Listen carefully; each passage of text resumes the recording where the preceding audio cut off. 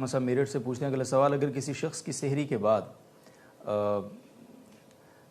ایسا کچھ عذر اس کو پیش آ گیا بیوی کی وجہ سے، نیز کسی ایسے روزوں کی تعداد اسے معلوم نہیں ہے، مطلب اس حالت میں جتنے روزے ہوئے، جبکہ یہ واقعہ مختلف رمضانوں میں کئی بار پیش آیا، تو کیا حکم ہوگا؟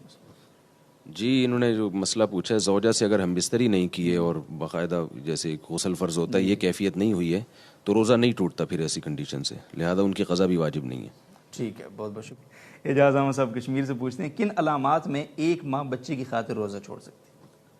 بچے کی خاطر روزہ چھوڑنے کا شاید ان کا مفہوم یہ ہے کہ جو ماں بچے کو فیڈ کراتی ہے، تو فیڈ کی وجہ سے، یعنی بچے کو فیڈ کرانا یا دودھ پلانا بذات خود ایسا عذر نہیں ہے جس کی وجہ سے روزہ چھوڑنا جائز ہو، کیونکہ روزہ چھوڑنا دو صورتوں میں جائز ہے،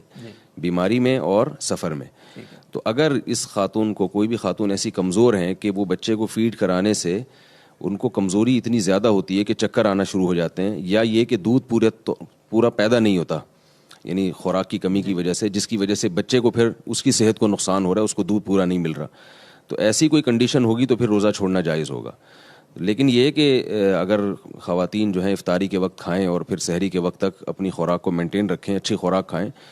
تو مشاہدہ یہ ہے کہ وہ یہ دودھ پھر فیڈ کرا سکتی ہیں دن بھر۔ لیکن پھر بھی اگر کسی کو واقعی نقصان ہو رہا ہے اور ایسی کنڈیشن ہو رہی ہے کہ ان کو کمزوری سے بہت زیادہ چکر آنا شروع ہو جاتے ہیں، تو پھر یہ بیماری ہے اور بیماری میں روزہ چھوڑنا جائز ہے۔ ٹھیک ہے جی، بہت بہت شکریہ صاحب۔ اور کہ سرما لگانے سے روزہ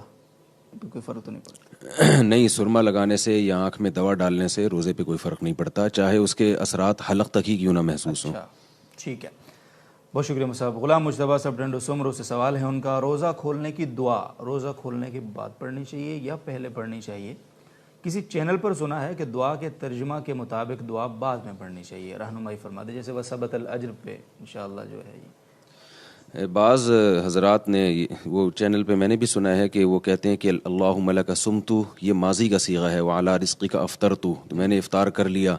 تو وہ اس سے دلیل بناتے ہیں کہ یہ افطار کے بعد ہے، گویا میں کر چکا ہوں۔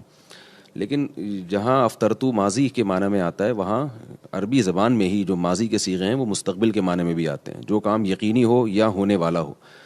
تو جو بھی محدثین ہیں یا فقہا ہیں، جہاں تک میں مطلع ہو سکا، تو وہ سب یعنی اس کا تذکرہ کرتے ہیں کہ دعا عند الافطار ہے، یعنی افطار کے وقت کی دعا ہے۔ تو اس سے جو متبادر ہوتا ہے معنی افطار کا وقت، وہ وہی ہوتا ہے کہ جب ہم افطار کرنے کے لیے بیٹھے ہوں اور بالکل افطار کرنے والے ہوں، متبادر ہوتا ہے۔ لیکن بہرحال یہ کوئی یقینی چیز نہیں ہے کہ اس پر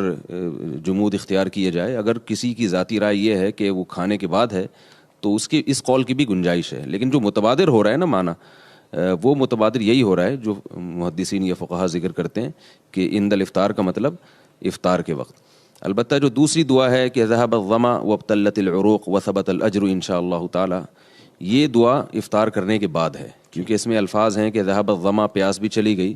اور رگیں بھی تر ہو گئیں اور اجر اللہ کی طرف سے ثابت ہو گیا روزے کا۔ بہت شکریہ سب کے